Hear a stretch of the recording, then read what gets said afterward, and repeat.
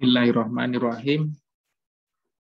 Saat ini kita akan berlatih membuat proyek di etap ya sampai pada simulasi sederhana.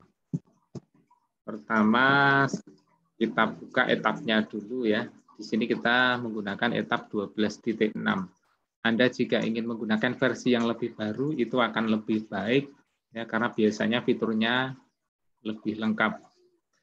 Ya, setelah kita buka, ini kita coba untuk create new project ya di gambar kertas warna putih. Kemudian ini kita kasih nama. Saya menggunakan nama uji 1. Silakan Anda pakai nama sendiri ya. Kemudian kita taruh di mana folder atau direktorinya. Ya, kita atur atau kita custom. Kemudian unit sistemnya itu kita bisa memilih antara English ataupun metrik. Kita di sini memakai yang English dulu ya. Kemudian password bisa juga kita tambahkan jika diperlukan. Untuk database-nya itu pakai MS Access. Boleh juga pakai SQL Server. Baik, kita coba. Ini ternyata sudah pernah menyimpan. Kita coba timpakan saja. Kemudian untuk usernya kita bisa kasih nama, misalnya siapa ya, Fulan gitu ya. Untuk akses level permission-nya itu karena kita baru bikin baru ya, kita bisa gunakan ini semua kita pilih saja ya karena kita biar bisa semua ya, baik sebagai administrator, kemudian project editor atau sekedar evaluator.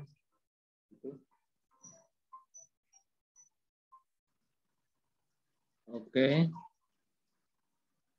Nah, di sini terlihat ada muncul 2 window ya. Ini window yang ada di depan ini adalah window project yang hendak kita buat. Di belakangnya atau di sampingnya ini ada project editor ya, di mana di sini menggambarkan secara root skema dari simulasi yang akan kita lakukan.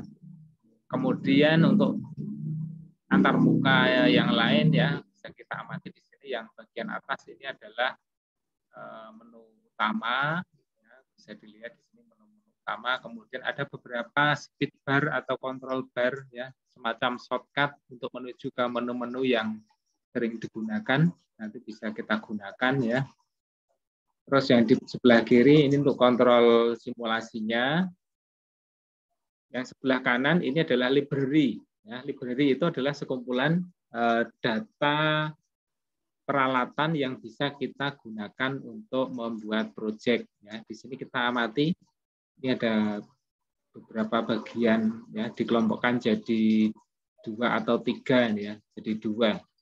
Yang banyak ini adalah untuk AC, yang di sini ini untuk DC ya. Nah, kita amati ini ada beberapa komponen yang kita bisa anggap ini sebagai hal-hal yang penting ya. Misalnya untuk catu daya itu kita bisa gunakan antara lain adalah power grid. Power grid ini mewakili dari suatu jaringan besar ya, contohnya kalau di tempat kita itu PLN. Ya, jadi kita tidak harus catu dayanya berupa generator, itu tidak harus ya. Jadi kita boleh mencatukan diri jaringan kita pada jaringan yang lebih besar sehingga kita tidak perlu mensimulasikan sumber daya tersebut ya. Jadi cukup kita nempel di misalnya di power grid ini. Kemudian bisa juga pakai generator ya. Terus komponen yang penting lain itu bus. Yang lain lagi misalnya kabel ya, kabel, kemudian transmission line, terus komponen-komponen yang lain ya, ada reaktor ya, reaktor itu kan induktor ya sejatinya. Terus yang lain ada lagi ada pemodelan untuk wind turbine generator ya. Jadi kita misalnya mau mensimulasikan ada wind turbine-nya atau turbin angin itu bisa. Kemudian fotovoltaik bisa juga ya. solar cell, kemudian simulasi untuk motor bisa, ya, motor induksi ataupun motor sinkron bisa. Kemudian jenis beban ya bisa kita gunakan antara lain lumped load atau yang lebih sederhana itu ada static load. Ini kurang lebih beban yang paling sederhana. Jadi kita bisa masukkan di situ beberapa jenis beban ya, misalnya kalau rumah atau bangunan gitu ya bisa kita masukkan di situ. Kemudian ada MOV ya. MOV itu kan metal oxide varistor ya atau arrestor, kita bisa simulasikan juga di situ. Kapasitor ya bisa karena itu salah satu peralatan penting dalam jaringan. Ada filter harmonik, kemudian yang lain lagi juga ya. Kita bisa manfaatkan beberapa fitur di mana kita bisa membuat koneksi jarak jauh. Ya misalnya satu jaringan satu bagian ke bagian atau titik yang lain menggunakan remote konektor. Ya, jadi misalnya sambungan sebelah kiri sambung sama kanan agak jauh gitu ya. UPS ada juga, static power kompensator ya, dan yang lainnya ya nanti bisa kita manfaatkan satu persatu. Terus ada composite network. Composite network itu adalah kita bisa bikin subsistem atau jaringan di dalam jaringan ya. Misalnya kita mau mensimulasikan dua lokal yang besar ya, misalnya satu kecamatan atau satu feeder lah ya, satu feeder itu kita masukkan di dalamnya jaringannya itu lebih lengkap, ada tegangan menengah, ada tegangan rendahnya. Kemudian untuk beda feeder itu kita bikin masing-masing satu composite network itu bisa. Atau satu composite network itu mewakili satu bangunan bisa. Jadi tiap bangunan itu terkumpul dalam satu composite network. Ya, ini terserah kita ya, mau di dalam composite network itu sistem yang besar atau sistem yang kecil. Jadi kita secara global nanti akan bisa membuat sistem yang kalau sistem utamanya itu akan menjadi terlihat lebih sederhana. Jadi hanya terdiri dari beberapa subsistem, tetapi kalau kita double klik subsistem itu di dalamnya nanti akan ada rincian rangkaian yang lebih detail. Dan yang lainnya ya ada peralatan proteksi dan sebagainya. Kemudian ada juga display option untuk mengatur tampilan. Baik, kita coba ya untuk sistem yang paling sederhana. Ini insya Allah untuk yang sistem sederhana ini kurang lebih ya tidak akan ada mahasiswa yang tidak bisa ya. Ini insya Allah bisa karena kita hanya akan membuat sistem yang sangat sederhana terdiri dari dua buah bus. Baik, kita coba ya. Pertama kita ambil power grid sebagai catu daya. Jadi hanya cukup klik kemudian kita klik saja ya. Kemudian untuk menghubungkan dirinya kita pakai bus. Kita busnya bikin misalnya cukup dua gini ya. Terus ini misalnya kita kasih kabel sebagai penghantar. Ini kemudian sebagai beban kita ambil static load ya, beban yang paling sederhana. Nah, seperti ini. Kita bisa menghubungkan dulu atau kita bisa men-set dulu ya. Ini coba kita hubungkan dulu ya. Untuk menghubungkan kita bisa klik and drag atau bisa juga nih kita seret. Komponennya nih kita seret ya. Kita seret ke sini begitu terlihat merah kita lepaskan ya, kita tarik. Ini sudah nyambung. Ini juga bisa begitu ya. Tarik nyambung, dan tarik ke bawah. Ini tarik nyambung ke bawah, dan nyambung. Ini juga begitu ya. Kita tarik tempelin aja, sudah nyambung. Ya, sudah nyambung semua ya. Sistem seperti ini sudah bisa jalan ya. Sudah memenuhi syarat sebuah jaringan sederhana. Ada catu dayanya yaitu power grid, misalnya dari PLN. Kemudian ada kabelnya sebagai penghantar. Terus ada bebannya. Ini kan sudah memenuhi syarat ya. Nanti akan terjadi arus, terjadi aliran daya. Sekarang kita setting apa yang ada di dalamnya ya. Kita double klik untuk power grid-nya. Di sini terlihat bahwa ada beberapa parameter yang perlu kita isikan ya agar nanti simulasinya bisa berjalan dengan baik. Tahap pertama info, ini secara umum ya. Kita bisa atur ID-nya atau namanya apa gitu ya. Terserah sesuai dengan apa yang kita lakukan ya. Ini katakanlah misalnya IPLN. Kemudian untuk ratingnya, ini salah satu yang penting ya, ratingnya kita gunakan sebagai contoh. Saya gunakan kalau ini misalnya contohnya pakai NIM ya, 2 digit NIM misalnya saya tulis misalnya 33 ya.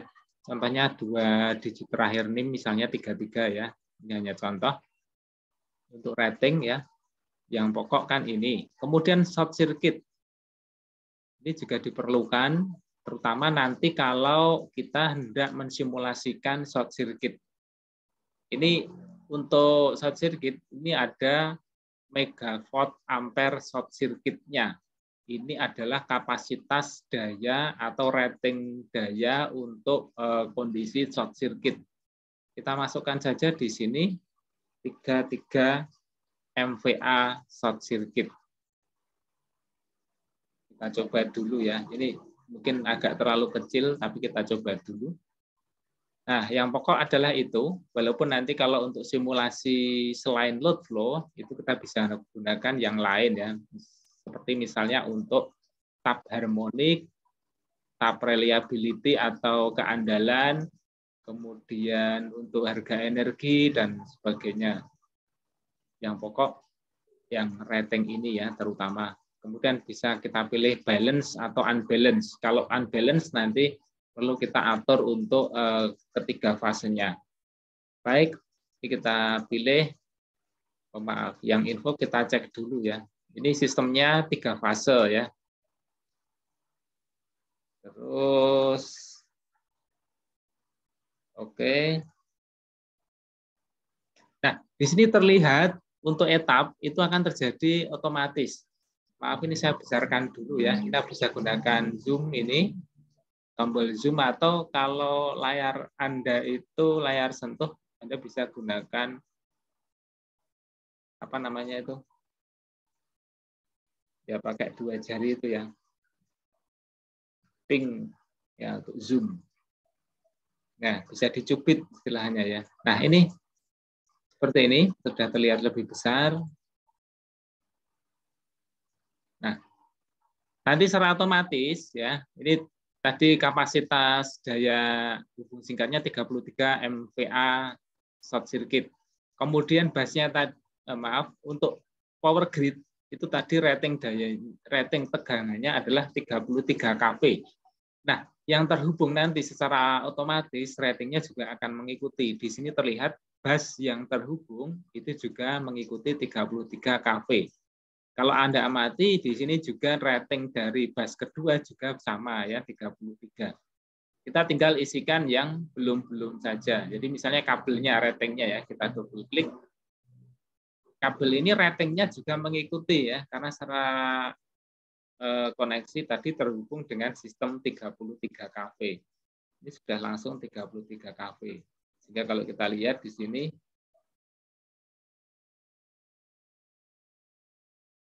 oh maaf, yang infonya dulu ya. Infonya dulu di sini, ini nama bisa kita kasih ya, misalnya kabel 1 tetap seperti itu, nggak apa-apa. Kemudian panjang jangan lupa, karena ini adalah penghantar. Jadi karena penghantar itu dia sifatnya sangat terikat dengan impedansi, maka panjang itu wajib ada. Di panjangnya kita bikin misalnya, ini bisa kita atur ya apakah satuannya dalam feet, mil, meter, atau kilometer. Kita coba dalam kilometer ya, biar nanti dropnya cukup terlihat besar. Nanti kilometernya misalnya kita kasih 10 kilometer. Untuk jenis kabelnya kita bisa ambil dari library. Kita double klik library, di situ nanti akan terlihat banyak pilihan dari penghantar atau kabel yang sudah ada di pasaran. Ya, tentunya ini pasaran yang mengikuti developernya etap tentunya ya. Kalaupun di sini nggak ada, kalau tidak salah bisa kita custom ya, kita bisa bikin sendiri. Nah, ini kita sesuaikan dengan kebutuhan dan yang ada di situ ya. Karena ini ratingnya terutama ini mendasarkan diri pada kilowattnya ya. Kita ambil yang kilowattnya sesuai. Kalau Anda pakai rating kilowatt yang berbeda, tentunya nanti Anda sesuaikan. Di sini tersedia yang mendekati itu ada 25 dan 35. Kita ambil aja jenisnya tembaga ya. CU itu kan kuprum, tembaga, kuprum Cooper. Nah, kita ambil 35 ya. Kita ambil 35, kemudian insulation-nya EPR, sosnya Carrit ya. Ini brandnya. Seperti itu kita pilih ini terutama. Ini kita sesuaikan juga ya. Kalau tidak sesuai ya kita ambil dicari yang sesuai. Kita sebagai contoh pakai ini dulu. Kemudian ukurannya fase-nya itu 10 ya, bisa juga kita atur. Sementara pakai ini ya untuk memudahkan dulu. Kalau untuk simulasi real nanti kita harus menyesuaikan diri dengan kondisi realnya. Nah, ini kita linkkan dengan library ya. Ada keterangan ya, beberapa yang kita lakukan ini ada keterangan di sini. Ada di bagian bawah bisa dilihat ya, misalnya kita klik link to library, ada tulisannya if check kabel parameter is extracted from the library at the time, kita geser, at the time of study. Ya, malah tertutup ya. Dan seperti itu, kemudian oke, yang pokok kan untuk impedansi kan panjang, kemudian jenis kabelnya ya, oke. Baik, ini kabel sudah, kemudian bebannya. Kita double klik bebannya untuk menentukan parameter dari beban tersebut ya. Ini bebannya misalnya kita kasih misalnya ini misalnya sebuah bangunan ya, misalnya pabrik 1 gitu ya, cuma contoh saja. Kemudian sistemnya sama 3 fase. Terus ini secara servis ini adalah in ya. In itu berarti artinya dia masuk ke sistem. Kalau out itu dia nanti tidak masuk ke sistem atau diistirahatkan. Ini sebagai info. Kemudian, nah ini loadingnya ini yang penting ya, sebagai beban dia harus parameternya itu sesuai dengan beban yang real. KV secara otomatis tadi sudah mengikuti yang terhubung di awal tadi ke sistemnya, ke sistem power grid-nya. Kemudian MVA-nya, ya ini bisa kita masukkan.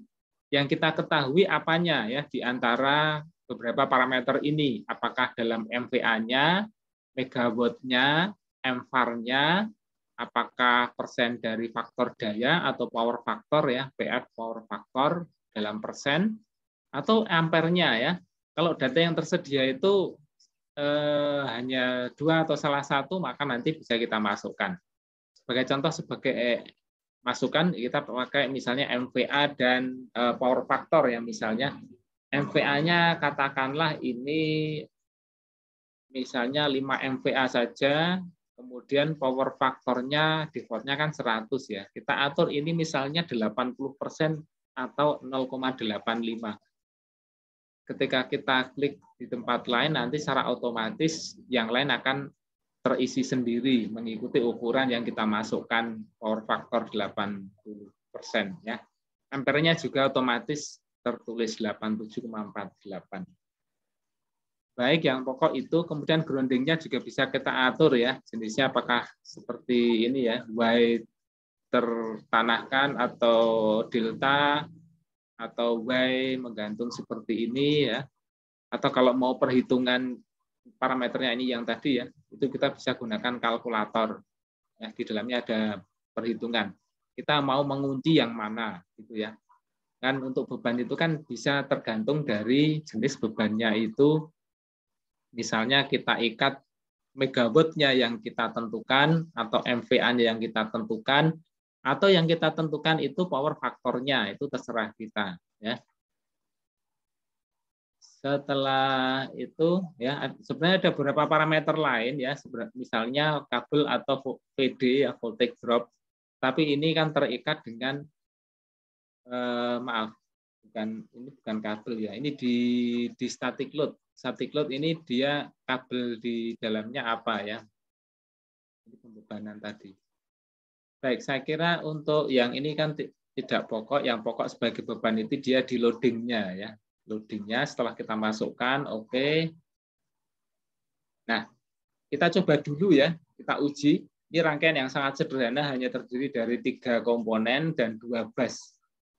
Sekali lagi ini mustahil mahasiswa tidak bisa, sehingga harapan saya 100% mahasiswa itu juga nanti akan mengumpulkan. Setelah kita bikin dalam edit mode, kita lihat, kita amati ya. Ini di bawah dari apa ini namanya menu-menu dari shortcut atau speed bar. Ya. Ini terlihat yang paling kiri ada gambar pensil. Ini kalau kita klik ini berarti kita berada di mode edit, di mana kita bisa mengedit jaringan. Terus yang sebelah kanan ini adalah untuk pilihan simulasinya. Apakah load flow analysis, apakah short circuit, apakah motor acceleration, apakah harmonic, apakah transient stability, atau yang lain ya, misalnya untuk proteksi, kemudian DC load flow analysis, DC short circuit, kemudian untuk simulasi baterai, dan yang lainnya ya. Yang paling sederhana atau yang paling sering digunakan adalah yang load flow analysis ya. Kita klik di sini untuk berpindah mode. Nah, setelah pindah mode, ini adalah mode simulasi load flow. Untuk run, kita bisa pilih yang kanan atas ini ya, run load flow. Untuk mengatur displaynya bisa pakai display option. Kita run dulu saja ya. Kita run load flow dulu. Kalau kita klik, kita mesti masukkan nama ya. Nama untuk output hasil pengujian kita ya. Misalnya uji gitu saja ya. Oke. Nah, di sini ketika sudah memenuhi syarat untuk simulasi ya, karena ini yang pokok kan ada ban, ada catu daya, ada kabel, dan kurang lebih syarat etap itu setahu saya setidaknya 2 bus ya. Ini sudah bisa terjadi, ada aliran daya, ini ada tampilan-tampilan yang kita bisa pahami ya. Di sini ini kita bisa atur ya. Tampilan ini bisa kita atur. Yang di sini terlihat ada 100%. Ini adalah voltage-nya. Satuannya dalam persen. Ini kita bisa atur di display option nanti. Yang ini nampaknya ini adalah aliran dayanya ya, daya kompleksnya. Yang atas ini dalam watt, yang bawah ini dalam par ya, atau kelihatannya ini ordernya adalah dalam kilo atau mega ya. Nanti kita lihat di sini, ini wajib sifatnya melihat dari display option, karena dari sini nanti itu bagaimana kita menampilkan ini ya. Jangan sampai keliru, kita nggak ngatur ini, kita nganggap ini adalah misalnya MV sama MVAR ya, padahal ini adalah kilo misalnya. Ini rating bukan rating ya, ini level tegangan dari bus 1, ini level tegangan dari bus 2. Yang terlihat di sini 33 ini adalah ratingnya. Ya. Kemudian pabriknya tadi, bangunan pabrik yang terwakili oleh sebagai beban berupa static load, itu tadi bebannya 5 volt ampere. Jadi aliran dayanya segini ya. Ini nampaknya dalam kilo ya, kalau ini 5 megavolt ampere. Nah, coba kita atur ya. Display option. Ini adalah cara kita mengatur bagaimana tampilan. Jadi apa yang mau kita tampilkan itu diatur di sini ya. Suatu kali kita mau mensimulasikan tentang kondisi tegangan atau profil tegangannya, maka kita bisa atur bagaimana tampilan dari bus voltage. Apakah unitnya atau satuannya dalam persen ataukah dalam kilowatt. Nah, kita bisa atur ini dalam kilowatt juga bisa. Kemudian apakah mau ditampilkan besarnya atau magnitude saja ataukah dengan sudut tegangannya ya. Ini kita bisa atur. Ini kita coba dengan sudut tegangannya ya. Kita coba lihat dulu tegangan dan sudutnya. Kita apply dulu. Nah, kita lihat di sini yang bawah ya misalnya, bus 2, ini adalah level tegangannya dalam kilowatt ya, 32.149 kilowatt. Kemudian angle-nya atau sudut tegangannya itu 0,16.